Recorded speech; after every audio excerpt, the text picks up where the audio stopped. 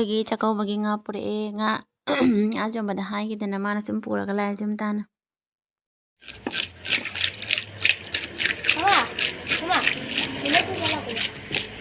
ꯋꯥꯠꯂꯤ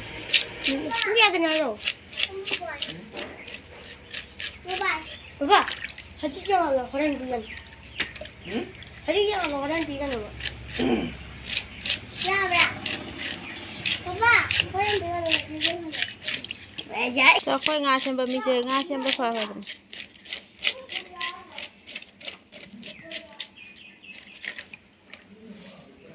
tay ngà giao rất là vẫn đang chơi lùi rồi bỏ giao đây nè ngà sinh không có tăng ngà sinh tăng ngài rồi bỏ ngà sinh tăng ngài hả bạn ngà dạ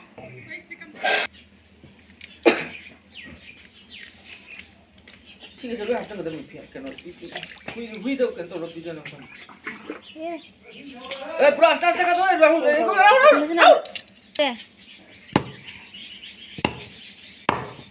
Ikong kwarto thải ba một ra này.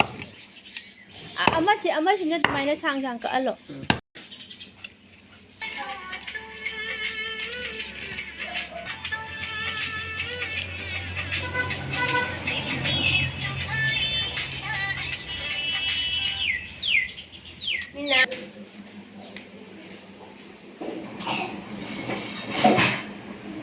Marum jo phajana changam me ma he marum je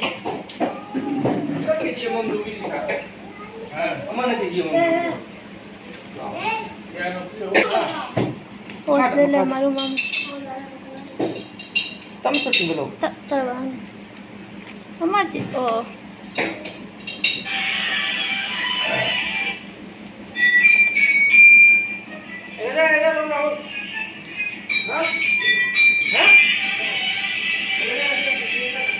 Marum je ha bore sila thong da Marum je ha bore sila ha marum ni ta thong ma ja se chara ma Kada ha page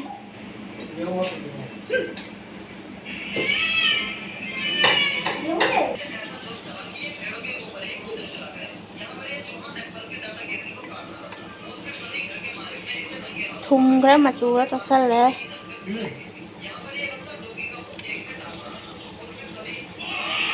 Mai mà cột kiệm tăng các cái mà đi phở được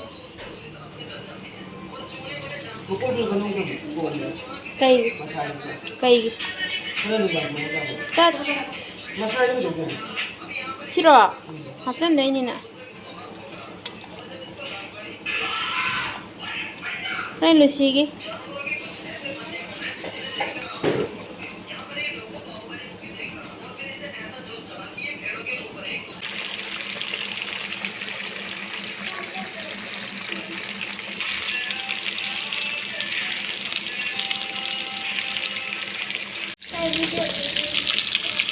là ni này đeo hàng này ra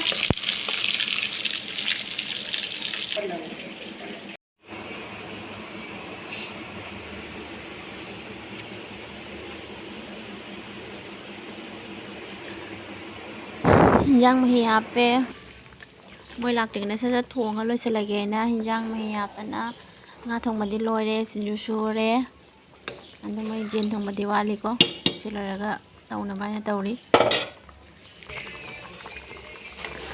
nga thong mo se mun chale loy sale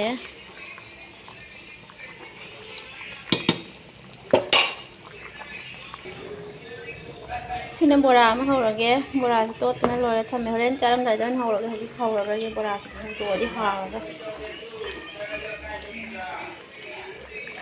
Sina haren mai jen ma thong ani angang singi jen chaninge na adona china jen thong bagi Chambut ama putle chambut ama ga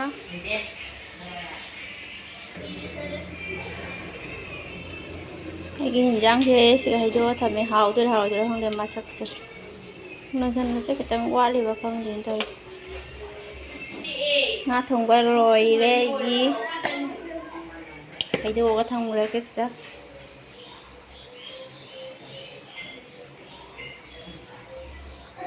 Sina papa gi khara khai do ko papa di ma di chatu me ma cha ra ga ma thabak chatoi ni aduna ma saru khatang khai do pi re thùng gật lê dền sú Yun.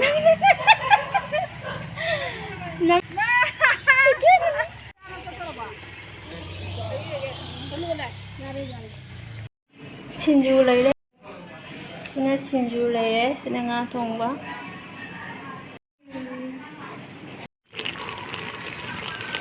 Sidi khara wali. Right, sing anong sidra. Ako yung sugalay re. Giang rồi à? Kenal dengan ayo. Pinakala sa amin ka.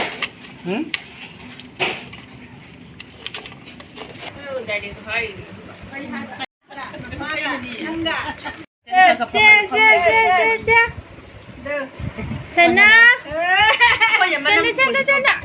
Du.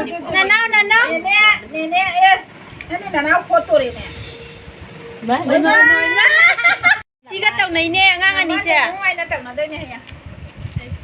Bakla thì sàn. Ao đấy. Chị cái mà thi phái thì mình mà thi thêm đồ của cô. Hai mươi giờ nè. Nằm mơ cho chị. Ấy cái gì phái mà mình thi. Mà chị đã sao bạn? Cha bây giờ nó chỉ cha này. Nana. Mà lepe. Bravo ba loi de. Chak kina ba tawrani. Ando do, sina taw dali jara na hanga season na dabani.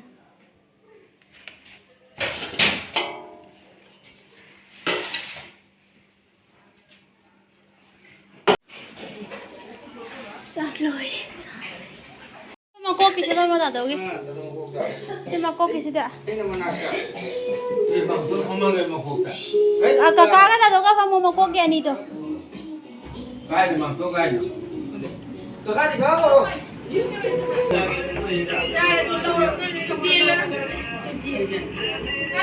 Anh tần đi miền ta lên mới được. Bố bây giờ nó nấu sai rồi rồi. Nó nấu ta không được.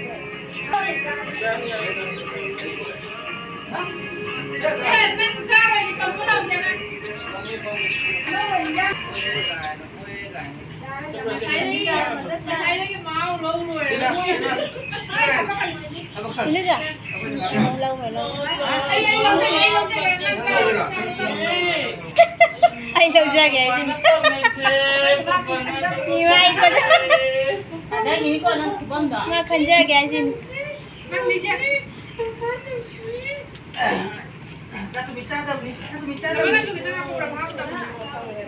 Coba diinjak lagi sini. Putar aktif.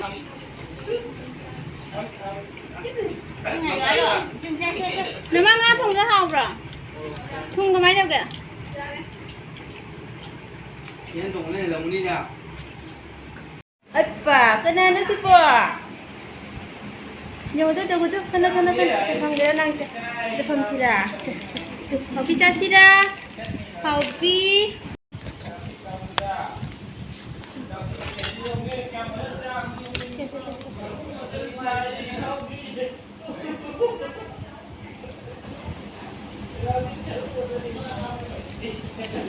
Bye.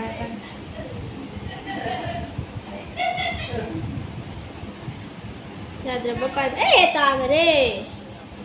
Tak gede.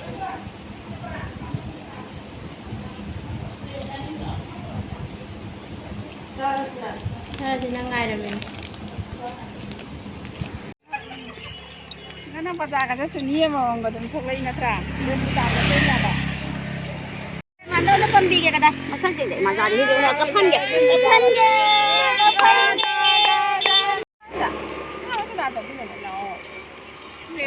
Mà sang cái nhiều mà sang cái gì vậy? Mà sang gì mà thôi. Bye bye.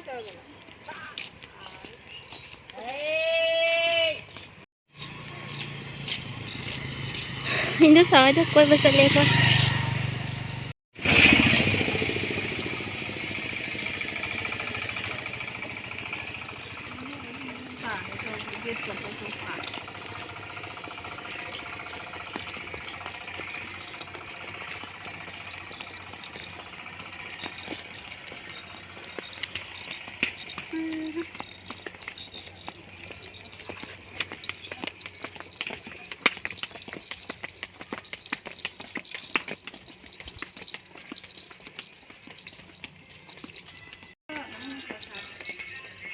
nó ra cái lấy phải sẽ sẵn là mình nè là phu lấy cái sẽ phải giờ vẫn nào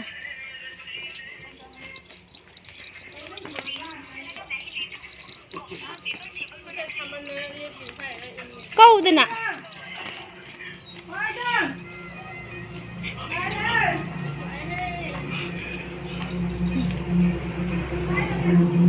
ôm một bóc cha có đây mà hình nó ra kia hơi nè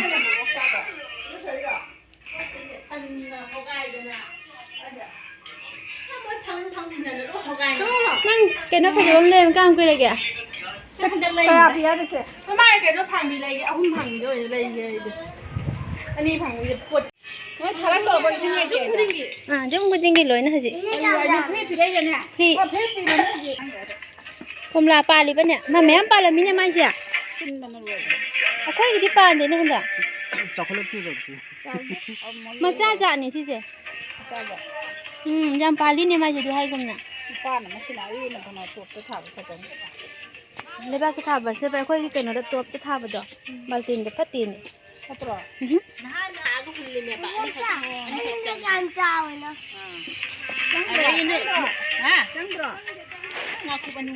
thật đang rồi bà nó lấy bù sẽ pan rồi bà quần thơ gì tên này nè Nam thơ ni ma chan ni ni.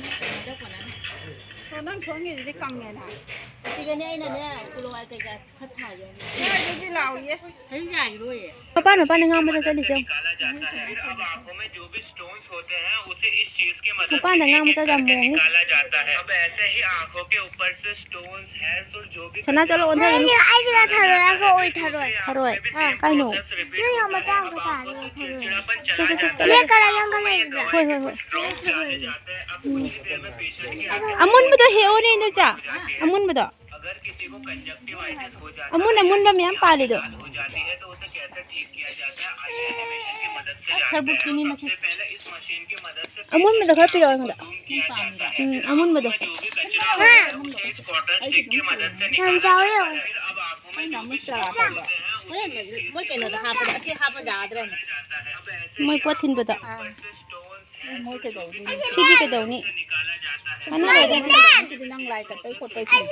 kum tha ro on tho चिड़चिड़ापन चला जाता है फिर आंखों में ये दवाई के ai xin đây là đâu bà अब कुछ ai xin bà जाती है तो उसे कैसे ठीक किया जाता है आइए एनिमेशन की मदद से जानते हैं pa nam ni ne kum la मदद से पेशेंट की आंखों को जूम किया जाता है फिर आंखों में जो भी कचरा होता है उसे इस cotton trao vào đây akhoi dagi pu ki ba chara do ro o hairs और जो भी कचरा होता है उसे निकाला akhoi di loi si gare ne आंख में भी सेम प्रोसेस रिपीट होता है अब आंखों से चिड़चिड़ापन चला जाता है फिर आंखों में ये दवाई के कुछ ड्रॉप्स डाले जाते हैं nang ya wa tha bi che hing de ba tai si uri si na तरह ही नॉर्मल हो जाती है अगर किसी को कंजक्टिवाइटिस हो जाता है यानी उसकी आंखें लाल हो जाती है तो उसे कैसे ठीक किया जाता है आइए mane अगर किसी को कंजक्टिवाइटिस हो जाता है यानी उसकी आंखें लाल हो जाती है akhoi uri sakta do ba pa lai du ga ma ge ngam jan dak ti phaja ba wat la hakum di sungoi ja jam phaja ba ni mai je Kari ma de. ko se lai Position. Tai ding de tai ding de. Tai ding de tai ding. Tai ding. ma in da ja ge si ga lai je phaja dra je ngone pik tak taw na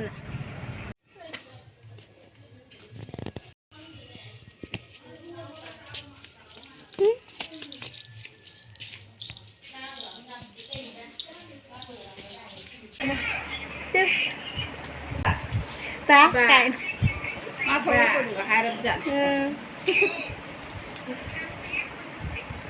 चला Ne nang go tha do da na si ga. Ga tha do pak ta. nên nào Harak ba ko. Ai pak ta tha do he. mama lại tôi mama đây lại em mama lâu có lại được mama lâu có lại coi ba lệ coi chợ lưu đấy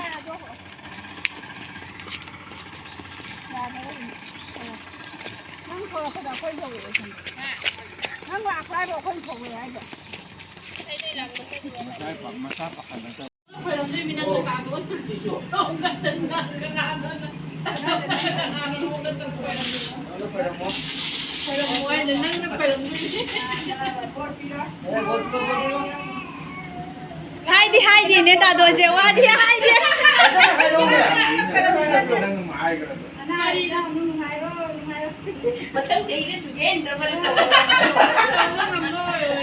nị má ơi anh đang quan phải làm Ôi, gì ấy nó phải làm ngay, nâng nó phải làm cái này, mình nó sẽ năng ở đầm phong một nè double loud, double beer, double beer, double beer.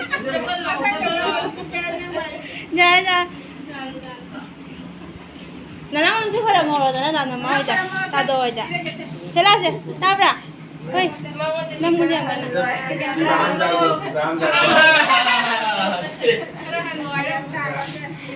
Yan kita ni. Di Bram jauh ay. Untuk kau putus pulai. Kau deh. ai quên đi quên làm gì nè 아, 그래, 고문해. Anak yang ni tu. Ê, mà mắc vào đồng ghê. Không biết cái. Bram jauh je.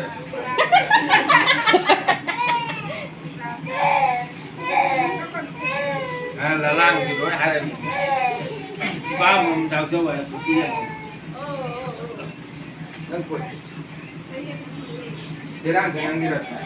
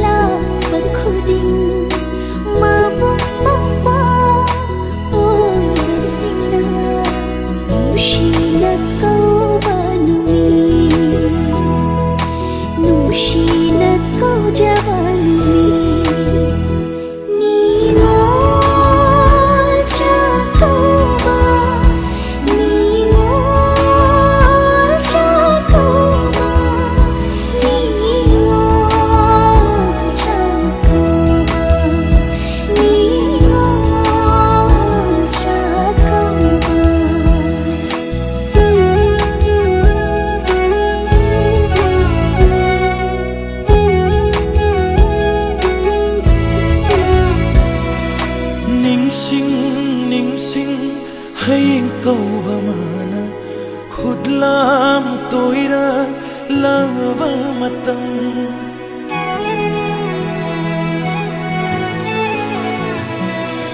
ning sing hay câu